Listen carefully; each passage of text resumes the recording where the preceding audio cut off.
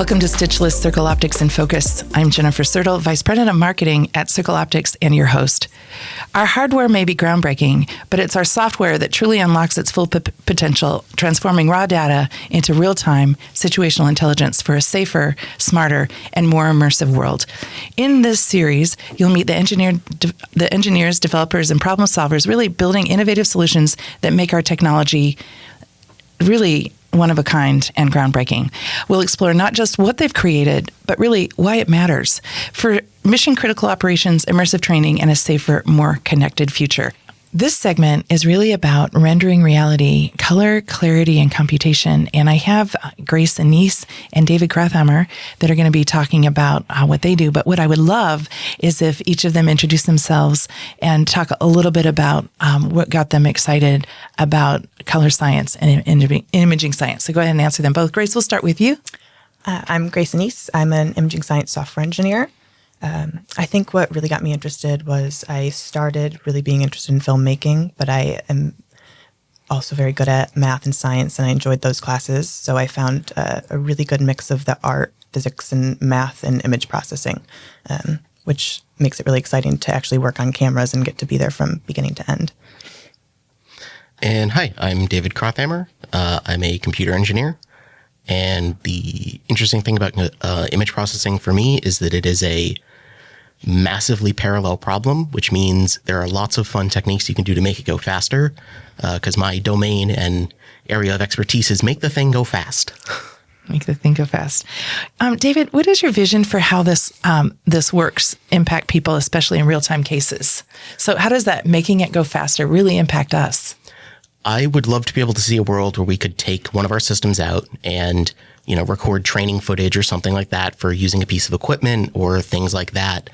And then just be able to turn around and immediately have someone put on a VR headset and play with it and test it and learn how to use that equipment without actually risking cutting off fingers and things like that.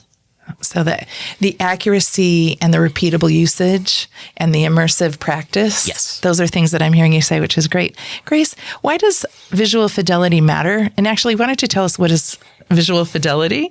And why beyond looking good is there so much more that goes into what really works? Yeah, so I'd say visual fidelity can mean different things to different people, but here it would just mean accurate ground truth data.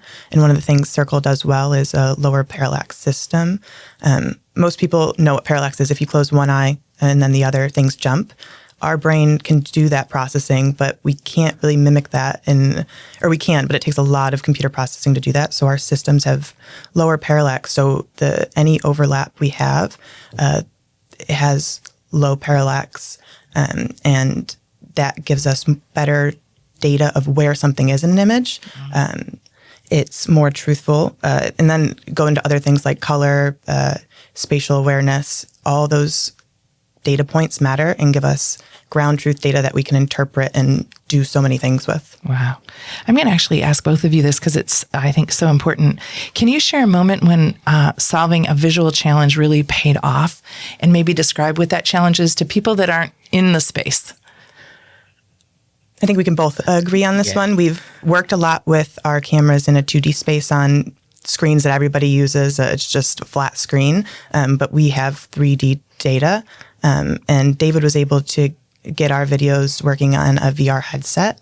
And I think seeing it in that was probably one of the coolest experiences. Very cool. How about for you, David?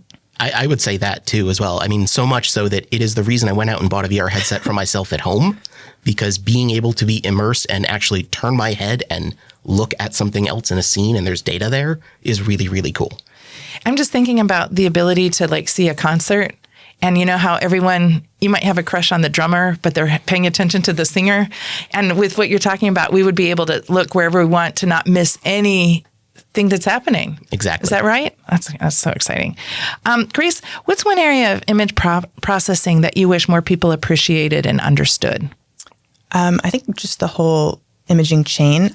Since phones have become, especially smartphones and camera phones have become so ubiquitous, it's very easy for anyone to take a picture. You just press a button and you have the real world on your camera.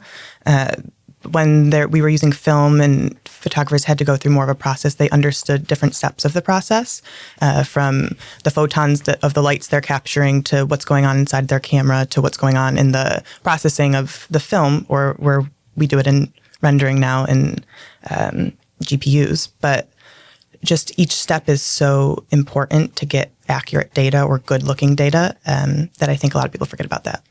And David, I think it's so important that that we teach our audience about software and some of the challenges that you're facing. So I'd like you to answer the same question. You know, what is an area of imaging processing that you wish more people appreciated or understood? I guess I'll go back to kind of what makes me like image processing is how parallelizable it is and how much we can do it very, very quickly if you get the right kinds of inputs, in that many people don't understand just how much processing is actually done from taking the image to where it gets to. It's not just one algorithm or something. If you take, say, Apple smartphones, for example, they've probably got a dozen plus different processing steps they're doing. And if you can't do those quickly and someone has to sit there and wait for the image to show up, they're not going to be happy with your solution. Wow. So I'm thinking theory of constraints, like every single thing is essential to the output. And I think like one of the things that we're still trying to measure the actual impact, but my understanding is that because we have kind of quilted the lenses together, we do save some processing time. Can you talk about that in pixels to help people understand like what our technology actually saves in your language? So we save things in two places. One is the amount of data, and then the other is how much we have to operate on that data. So in other conventional systems, there are lots of pixels that are overlapped between the regions.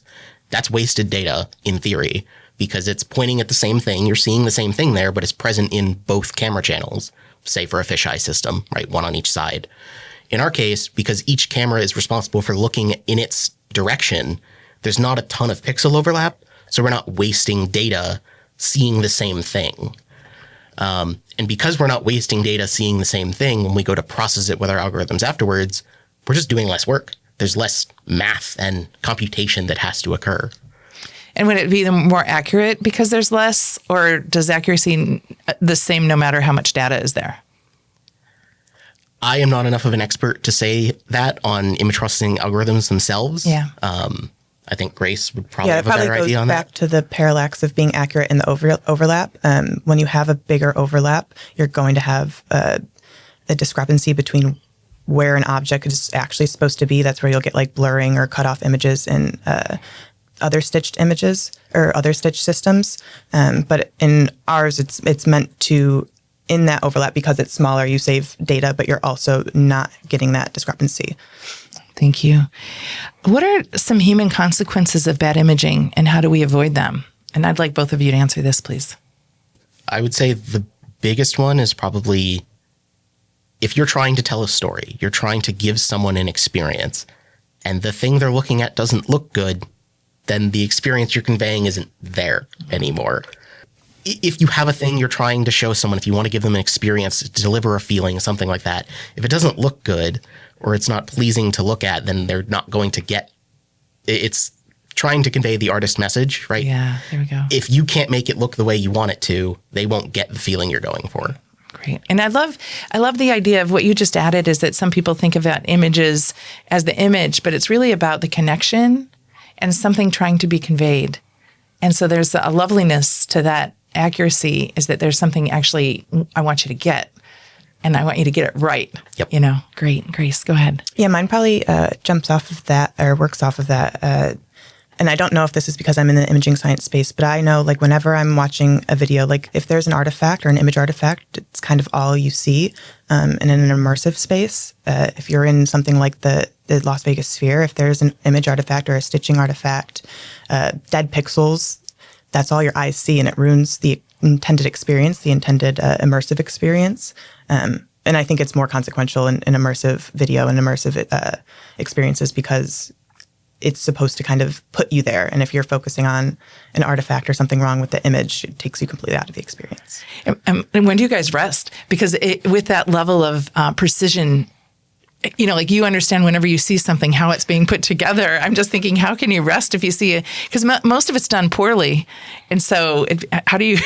It's fun. You get to work bring it back into your day job and figure out where you can fix things yourself. And I think that's where I take it. But yeah, I remember first time going to a concert after and seeing all the screens and displays like after my first imaging science class and like thinking, oh my goodness, all the work that goes into all this. Yeah, no, that's a great appreciation. That there is a ton of work that goes into us being able to experience something and all the work that goes into one even single, slide.